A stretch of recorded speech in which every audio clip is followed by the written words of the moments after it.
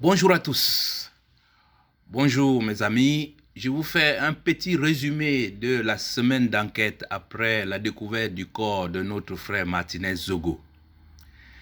Je fais cette vidéo parce que comme d'habitude, dans les histoires de la mafia, on essaye de présenter les troisièmes, les quatrièmes, les cinquièmes couteaux.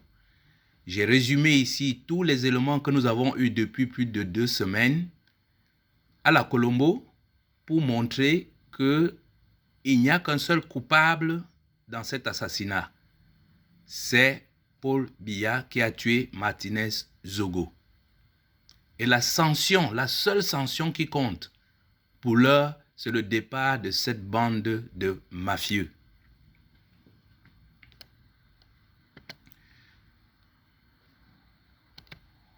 J'ai titré Colombo. Et vous le savez, avec Colombo, le tueur est connu dès le départ. C'est le cas de notre frère. On l'a tué en plein jour. Tout le monde sait qu'il l'a tué. Colombo identifie en général dès son arrivée immédiatement l'assassin. Et le reste consiste à suivre des pistes pour prouver qu'il est effectivement le vrai assassin. Nous allons donc suivre les différentes pistes des assassins par catégorie. 1. Le responsable, les cautionneurs, les parrains et le plus gros morceau, les exécuteurs, comme d'habitude. Le responsable, c'est sans contexte, c'est Paul Biya. Nous l'avons déjà dit, Amadou Ahidjo, en 25 ans, qui était un musulman, n'a pas tué autant, n'a jamais tué de prêtres ni de journalistes. Et Paul Biya Paul Biya est l'homme qui a entraîné la mort de plusieurs journalistes et de plusieurs prêtres dans ce pays, alors qu'il passe son temps à visiter le pape régulièrement au Vatican. Les deuxièmes responsables, c'est nous les cautionnaires, nous les Camerounais. C'est nous qui avons donné le droit à cet homme depuis 1982 de malmener, de tuer, d'humilier, d'assassiner, de faire tout ce qu'il veut avec les Camerounais. Donc, nous sommes les principaux cautionneurs de cet assassinat de notre frère Martinez Zogo. Ensuite viennent les parrains. L'ONU, le Vatican, l'Union africaine, la communauté internationale. Est-ce que vous avez entendu un mot de ces gens-là? C'est ces gens-là qui partagent la fortune de notre pays avec Paul Biya. Et enfin, le gros morceau, les exécuteurs. Et c'est là où Colombo doit faire vraiment preuve de beaucoup d'ingéniosité pour comprendre ce qui se passe. Parmi les exécuteurs, nous allons les classer également par catégorie. Avant l'arrestation de Martinez Zogo, après l'arrestation, et jusqu'à la découverte du corps, et enfin après la découverte du corps. Si nous nous fions à la situation avant l'arrestation de Martinez Zogo, il y a les initiateurs, ceux qui lui ont remis ce document-là. Car en fait, ce que les Camerounais doivent savoir, c'est que ces documents, c'est la propriété des Camerounais. Nous, les Camerounais, nous avons le droit de savoir ce qu'on fait avec notre argent.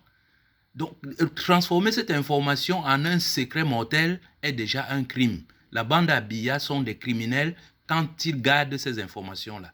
Et en leur donnant en particulier à M. Zogo, ils signaient en fait sa mort, ils initiaient sa mort. Ils auraient pu les donner aux différents médias ou bien à toute la presse pour la divulguer. Ça aurait été plus simple, sans mettre en danger la vie de notre frère. Comme précurseur toujours, il y a les avant-gardistes. Avant l'arrestation de Martinez Zogo, il y a surtout J.P. Remingono qui vit à Paris, qui nous a décrit avec précision comment tout allait se passer. La seule chose qu'il n'a pas pu définir, c'était le lieu où on devait jeter son corps. C'est tout, sinon le reste, c'était une description parfaite. Je crois qu'avec ça, si vous ne trouvez pas ceux qui ont tué notre frère, alors vous êtes vraiment de vrais aveugles.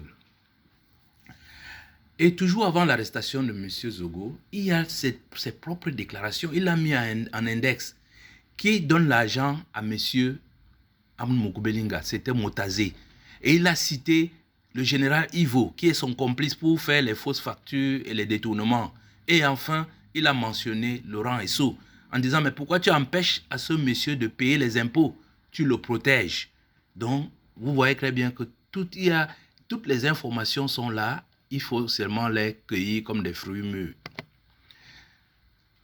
Et donc vient le jour fatidique de son arrestation le 17 janvier. Les acteurs, c'est cette bande de tueurs qui étaient à Sécrous, mais Mbagangele, Etoga, Galas, tous ces gens-là n'ont apporté aucun soutien pour protéger notre frère. Que dit de la gendarmerie de Kolkondi? C'est incroyable. C'est tout un... je dis, c'est toute une résidence avec des gens qui étaient sur des fenêtres avec des téléphones et tout, qui voyaient tout ce qui se passait. Donc, si vous croyez que ces gens-là ne savent pas qui a tué notre frère, alors là, vraiment, je dis, c'est nous prendre pour des petits cons. Maintenant, après l'arrestation de Zogo, il y a des témoins, ce que j'appelle des témoins importants. Regardez l'attitude des procureurs. Depuis son arrestation, aucun procureur n'a essayé d'ouvrir une enquête pour savoir où il se trouve, pour essayer de le trouver. Non, ces gens-là savaient déjà que notre frère était mort. Deuxième témoin important, c'est Calice Béala. Sur son site, sur Facebook, elle annonce la mort de notre frère 24 heures avant qu'on ne trouve son corps sur ces lieux-là. Donc ça veut dire que comme elle est introduite dans le sérail, elle est capable de nous amener à ces criminels. Que dit de Xavier Messé, qui nous dit que le mercredi, dans la nuit de mardi au mercredi, notre frère était déjà mort à 3h10 ou 3h15. Il est très précis sur le moment où il était mort. Et pourquoi on vient nous l'annoncer plusieurs jours après. Donc si avec ces éléments-là, on ne connaît pas qui a tué notre frère, je dis, c'est de nous prendre pour des cons. Maintenant, vient la découverte de son corps. C'est là où entre certains enquêteurs, je ne sais pas si je peux les appeler les enquêteurs du régime, il y a notre frère J. Rémy Ngono et Boris Bertol, qui nous ont lancé une histoire incroyable d'une Prado qu'on aurait volée au Canada et qu'on aurait retrouvée au Cameroun aux trousses de notre frère Zogo. Et la même Prado serait en fuite en direction de l'Australie. Je le dis avec un ton humoristique pour dire que c'est un carcan qui a le mérite de remplir le vide face au silence mais carcéral du régime. Et après le 22 janvier, donc, il y a cette piste de langue coupée. Qu'est-ce que j'entends par langue coupée? C'est des gens qui devaient être en tête de gondole pour nous dire ce qui se passe.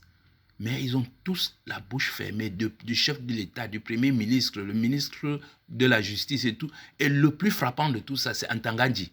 Ntangandji, quand vous respirez mal dans votre lit, le lendemain, on vous envoie les abeilles pour vous amener au pays de si je savais. Mais depuis l'assassinat de notre frère, Ntangandji, il est un trou. J'ai même peur pour lui, peut-être qu'il est mort. Hein. Essayez de me rassurer là-dessus. C'est incroyable, le silence de ce monsieur. C'est pour ça que je les ai appelés des langues coupées. Après vient les rythmeurs.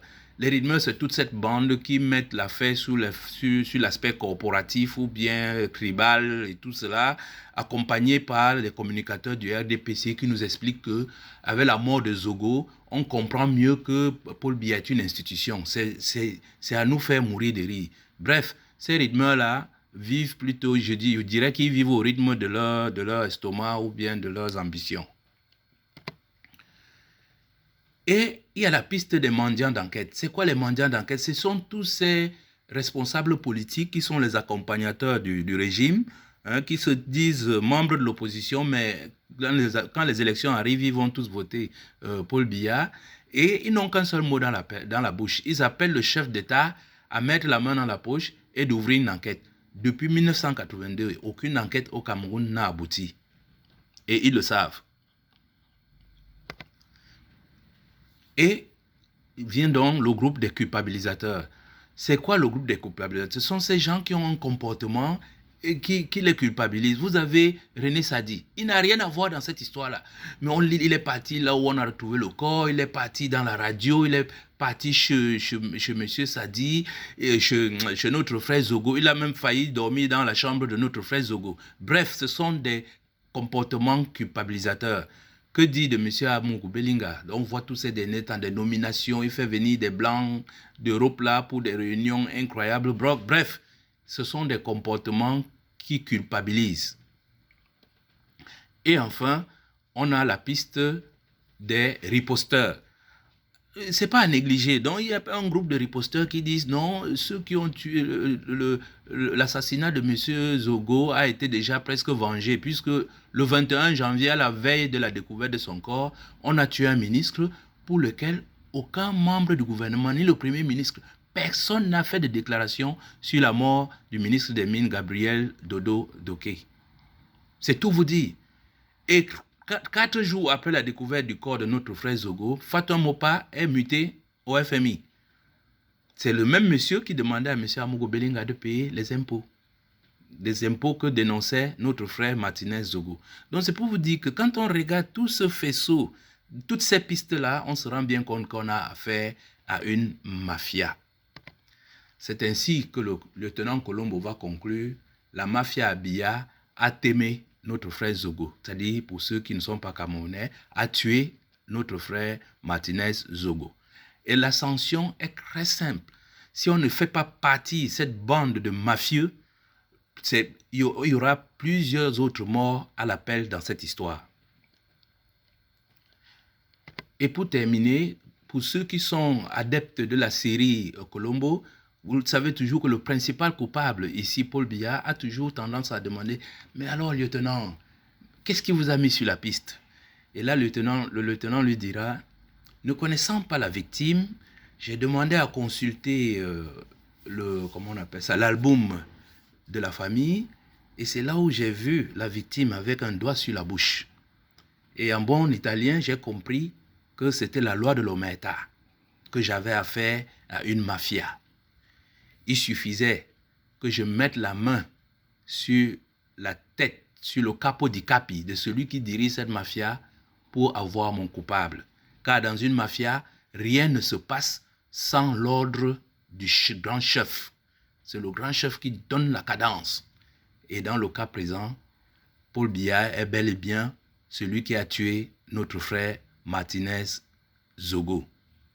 Voilà, mes chers amis, le petit résumé que je souhaitais vous faire sur cette histoire, afin qu'on ne vous présente des deuxièmes, des troisièmes couteaux et tout cela, car, je vous le dis, le principal responsable de la mort de notre frère, comme de la mort de plusieurs Camerounais, aussi bien dans le Nozo que dans nos activités coutumières, c'est celui qui a mis en place ce chaos indescriptible qui fait que notre pays ne ressemble même plus à un État. C'est tout simplement une mafia. Et il faut se défaire de cette mafia si nous souhaitons respirer. Merci de m'avoir écouté et partagez cette vidéo s'il vous plaît.